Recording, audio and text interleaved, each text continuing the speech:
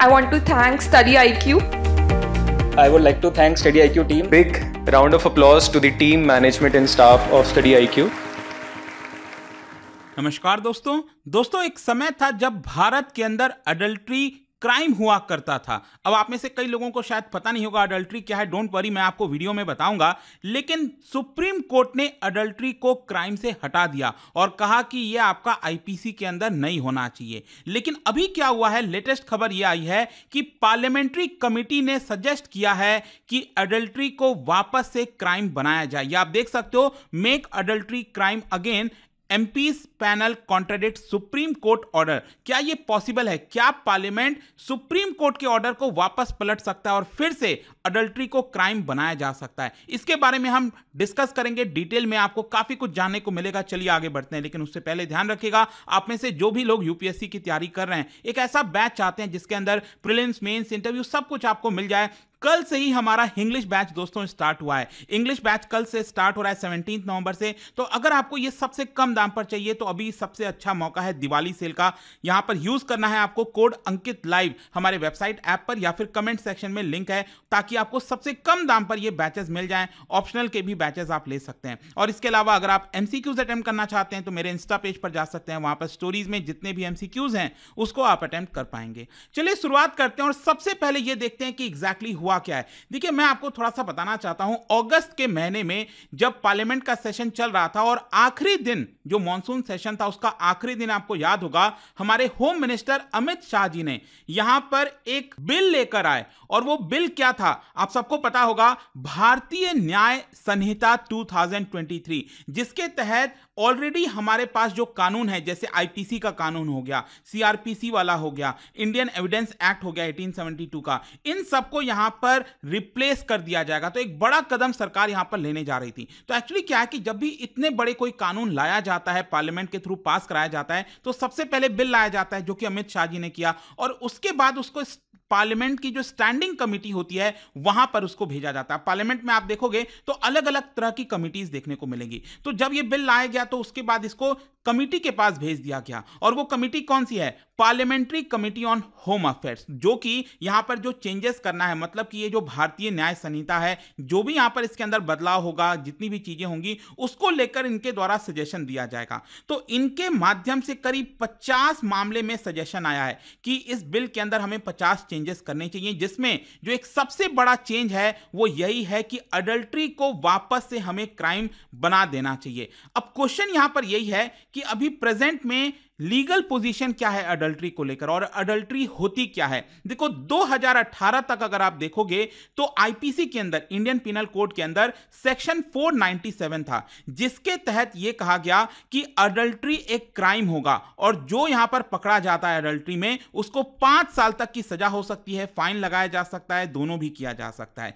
लेकिन इसमें सबसे बड़ी प्रॉब्लम यह थी 2018 तक कि अडल्ट्री में यहां पर पनिशमेंट सिर्फ और सिर्फ पुरुष को ही दिया जाएगा, यहां पर महिला के ऊपर कोई भी पनिशमेंट नहीं होगा। तो क्वेश्चन ये है कि अडल्ट्री है क्या? अगर आप ये सेक्शन देखोगे ना, सेक्शन 497, जिसको सुप्रीम कोर्ट ने हटा दिया है, सेक्शन 497 ये कहता है कि whoever has sexual intercourse with a person who is and whom he knows or has reason to believe to be wife of another man without the consent or connivance of that man। तो देखो, मैं थोड़ा सा आपको समझाता हूं simple भाषा में। मान लीजिए कोई पति पत्नी है, पर्सन ए और बी, ये वाइफ है बी और हस्बैंड है ए, ठीक है। अब दोनों की शादी हो रखी है यहां पर। अब मान लो कोई तीसरा पर्सन है, पर्सन जेड, ठीक है। अब मान लो कि जो वाइफ है बी, वो यहां पर सेक्सुअल इंटरकोर्स कर लेती है, अफेयर कर लेती है जेड के साथ। ये पुरुष है, ये मैन है, कोई थर्ड पर्सन है कोई, ये जेड के साथ सेक्सुअल इंटरकोर्स कर लेती है। तो उस केस में जो हस्बैंड है वो कोर्ट में जाकर यहां पर कंप्लेन कर सकता है, पुलिस के पास जा सकता है, और जो सजा मिलेगी इस केस में वो बेसिकली जेड को दिया जाएगा। जो पुरुष है ना, जो मैन है, उसको मिलेगा। और यहां पर जो वाइफ है बी, उसको सजा नहीं मिलेगा, क्योंकि जो आपका सेक्शन 497 था उसके अंदर लिखा हुआ है कि such sexual intercourse not amounting to the offence of, हाँ, इसको रेप नहीं बोला जाएगा, क्योंकि ये जो वाइफ है बी और जो जेड है, दोनों के बीच में जो सेक्सुअल इंटरकोर्स हुआ वो सहमति से हुआ। तो भले ही ये रेप के अंदर नहीं आता है, लेकिन क्योंकि बी वाइफ है किसका, ए का। तो इसी की वजह से जेड को अगर सेक्सुअल इंटरकोर्स करना था तो वहां पर उसको परमिशन लेना चाहिए था हस्बैंड से। विदाउट हस्बैंड के परमिशन के आप किसी दूसरे के वाइफ के साथ सेक्सुअल इंटरकोर्स नहीं कर सकते। तो उस केस में अगर हस्बैंड जाकर कंप्लेन करता है तो यहां पर जेड को 5 साल तक की सजा सुनाई जा सकती है। आई होप आपको समझ में आ गया होगा कि इसमें सबसे बड़ी प्रॉब्लम यही थी कि जो वुमेन है, जो वाइफ है, उसको कोई भी सजा यहां पर नहीं होती है। तो क्या हुआ है कि सुप्रीम कोर्ट के अंदर एक मामला गया था और यह आप देख सकते हो, यह केस है Joseph shine versus union of India. और सुप्रीम कोर्ट ने 5 जजों की बेंच, जिसके अंदर जो चीफ जस्टिस ऑफ इंडिया है उस समय के दीपक मिश्रा, वो भी इसके अंदर थे, 5 जजों की बेंच ने ये जो सेक्शन 497 है आईपीसी का, इसको डिस्क्रिमिनेशन के आधार पर हटा दिया था। मतलब कहा कि ये हमारा आईपीसी में नहीं होना चाहिए। तो एक तरह से जो अडल्ट्री 2018 के पहले क्राइम हुआ करती थी वो क्राइम से हटा दिया गया। और यहां पर अगेन आप देख सकते हो जो एक बेसिक डेफिनेशन होता है ना, अगर आप डिक्शनरी में या फिर कहीं और सर्च करोगे तो अडल्ट्री का सिंपल अर्थ यही होता है कि voluntary sexual intercourse between a married person, man और women, and someone other than that person's current spouse. तो आप किसी दूसरे के पत्नी के साथ कोई सेक्सुअल इंटरकोर्स करते हो तो वो उसको अडल्ट्री कहा जाता है। लेकिन यहां पर क्या था कि हमारा जो हम आईपीसी था, सेक्शन 497 था, ये डिस्क्रिमिनेट कर रहा था, राइट। मतलब कि यहां पर सजा होगी तो पुरुष को होगी, अगर सजाई देनी थी तो यहां पर दोनों को मिलना चाहिए था। तो ये एक तरह से डिस्क्रिमिनेशन हो गया। तो यहां पर सुप्रीम कोर्ट ने उसको हटा दिया था। अब क्वेश्चन ये है कि जो पार्लियामेंट्री कमेटी है होम अफेयर्स की, उन्होंने अभी क्या सजेशन दिया है। यहां पर उन्होंने रिपोर्ट पेश किया है भारतीय न्याय संहिता को लेकर। मैंने आपको बताया ना, इसको लेकर जो कमेटी है वो पूरी जांच कर रही है कि बिल में क्या होना चाहिए, क्या नहीं होना चाहिए। तो 350 पेज का इन्होंने रिपोर्ट सौंपा है और इसके तहत 10 नवंबर को इसको अडॉप्ट भी कर लिया गया है। और उसके अंदर उन्होंने कहा है कि वापस से हमारे कानून के अंदर अडल्ट्री को लाना चाहिए और अडल्ट्री को क्रिमिनल ऑफेंस करना चाहिए। क्योंकि यहां पर जो हमारी इंडियन सोसाइटी है उसके अंदर जो मैरिज होता है वो काफी ज्यादा सैक्रोसेंट होता है। मतलब मैरिज को काफी ज्यादा तवज्जो दी जाती है। हम अभी भी कोई ऐसा नहीं है कि वेस्टर्न कल्चर को अपना रहे हैं। तो हमारे इंडियन सोसाइटी के अंदर काफी सेक्रेड है मैरिज को, शादी को। तो इसकी वजह से यहां पर जो वाइफ है वो किसी और के साथ सेक्स ना करे, इंटरकोर्स ना करे। इसको ध्यान में रखते हुए ये जो पार्लियामेंट्री कमेटी है उन्होंने कहा कि हमें इसको एक तरह से क्राइम फिर से बना देना चाहिए। और साथ ही साथ देखिए एक और चीज बोला गया, पार्लियामेंट्री कमेटी ने कहा कि हम इसको जेंडर न्यूट्रल कर देते हैं। मतलब पहले जो सेक्शन 497 था आईपीसी के अंदर, जिसको सुप्रीम कोर्ट ने स्ट्रक डाउन किया, उसमें सिर्फ पहले पुरुष को सजा होती थी, लेकिन अब हम इसमें दोनों को सजा का प्रोविजन डाल देंगे। जो वाइफ है उसको भी सजा होगी और जो तीसरा पर्सन है, जो पुरुष है, उसको भी यहां पर सजा होगी। तो ये एक तरह से सजेशन दिया गया है। अब क्वेश्चन ये है कि इसमें प्रॉब्लम क्या है। मतलब ये जो पार्लियामेंट्री कमेटी का कहना है कि हम वापस से इसको लाएं, तो क्या इसको लाया जा सकता है? क्योंकि आप समझिए यहां पर हम बात कर रहे हैं सुप्रीम कोर्ट के जजमेंट की। तो सुप्रीम कोर्ट ने इस चीज को हटाया था। और ध्यान रखिएगा इसमें सबसे बड़ी प्रॉब्लम क्या है, मैं आपको बताता हूं।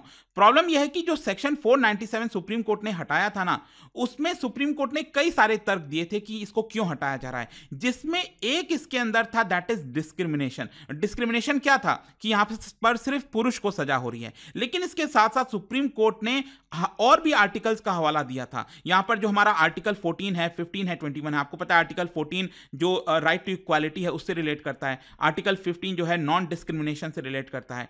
जो आर्टिकल 21 है राइट टू लाइफ से रिलेट करता है। तो कोर्ट ने कहा था कि हम ह्यूमन डिग्निटी, मतलब कि महिला के पास भी ह्यूमन डिग्निटी होना चाहिए, उसको ध्यान में रखते हुए यहां पर हम इसको स्ट्रक डाउन कर रहे हैं। इनफैक्ट आप देख सकते हो इसके अंदर जो खुद चीफ जस्टिस ऑफ इंडिया दीपक मिश्रा और जो जस्टिस खनविलकर, उन्होंने लिखा कि husband is neither master of his wife nor does he have legal sovereignty over हर। मतलब कि यहां पर जो जजेस हैं वो ये कह रहे थे कि अगर मान लो किसी दो लोगों की शादी हो जाती है, एक पुरुष और एक महिला की शादी हो जाती है, तो जो हस्बैंड है इसका मतलब ये नहीं कि हस्बैंड का पूरा हक उस वाइफ के ऊपर आ जाएगा।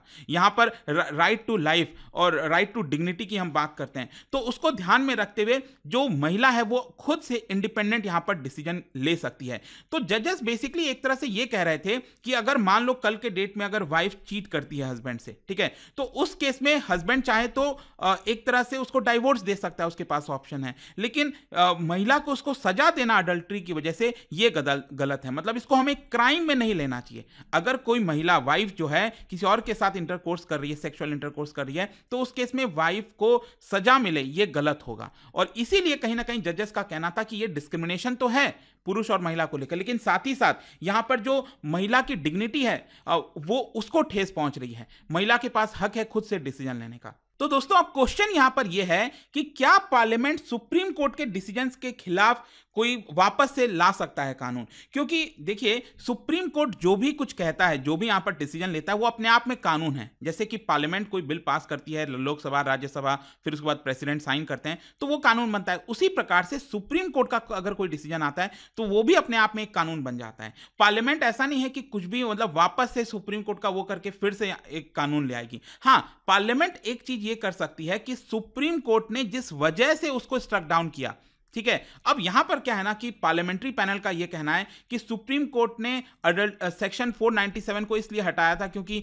वो डिस्क्रिमिनेटरी इन नेचर था। मैंने बताया ना कि सिर्फ पुरुष को सजा होती है, महिला को सजा नहीं होती, तो इसकी वजह से हटाया। लेकिन जैसा मैंने आपको एक्सप्लेन किया यहां पर कि सिर्फ वही एक रीजन नहीं था, यहां पर ये सारे रीजंस भी थे। और सुप्रीम कोर्ट ने साफ साफ कहा था कि हम नहीं चाहते कि जो अडल्ट्री है वो हमारे संविधान में, हमारे कानून के अंदर है, और इसी की वजह से उसको हटाया गया था। अब देखते हैं इसको लेकर क्या होता है। लेकिन इसके साथ साथ मैं आपको ये भी बता दूं, पार्लियामेंट्री जो कमेटी होती है उसमें ऐसा नहीं है कि सिर्फ रूलिंग पार्टी से लोग होते हैं। जैसे इस समय रूलिंग पार्टी बीजेपी है, इसके साथ साथ यहाँ पर जो अपोजिशन के मेंबर्स हैं वो भी इसके पार्ट होते हैं। तो एक्चुअली क्या है कि इस कमेटी में कांग्रेस एमपी पी चिदम्बरम जी भी हैं। तो जब ये सजेशन आया था पार्लियामेंट्री कमेटी का कि हमें अडल्ट्री वापस लाना चाहिए, तो पी चिदम्बरम का इसमें डिसेंट नोट भी है। और पी चिदम्बरम ने यह कहा है कि the state has no business to enter into the lives of a couple. मतलब कि उसके अंदर पी चिदम्बरम यह कह रहे हैं कि हमें अडल्ट्री को वापस नहीं लाना चाहिए। यहां पर जो गवर्नमेंट है उसको कपल के बीच में इंटरफेयर करना नहीं चाहिए। यहां पर उसको जो भी इंडिपेंडेंट तरीके से जो चीजें चल रही हैं उसको वैसे ही रखना चाहिए। तो दोस्तों आपका क्या सोचना है इसको लेकर? यहां पर एक बड़ा बदलाव होगा और अगेन हो सकता है कि सरकार, अगर ये वापस से लाया जाए तो सरकार और सुप्रीम कोर्ट के बीच में फिर से तकरार हो सकता है, क्योंकि दोनों का डिफरेंट अब देखना होगा कि सरकार इसको एक्सेप्ट करती भी है कि नहीं करती है। देखते हैं। और जाने से पहले एक इंटरेस्टिंग क्वेश्चन, क्या बता सकते हो कि इमरजेंसी के समय में भी कौन सा फंडामेंटल राइट सस्पेंड नहीं किया जा सकता? ये आपको बताना है। इसका राइट आंसर आप सबको पता है, मेरे इंस्टाग्राम पर तो मिलेगा ही।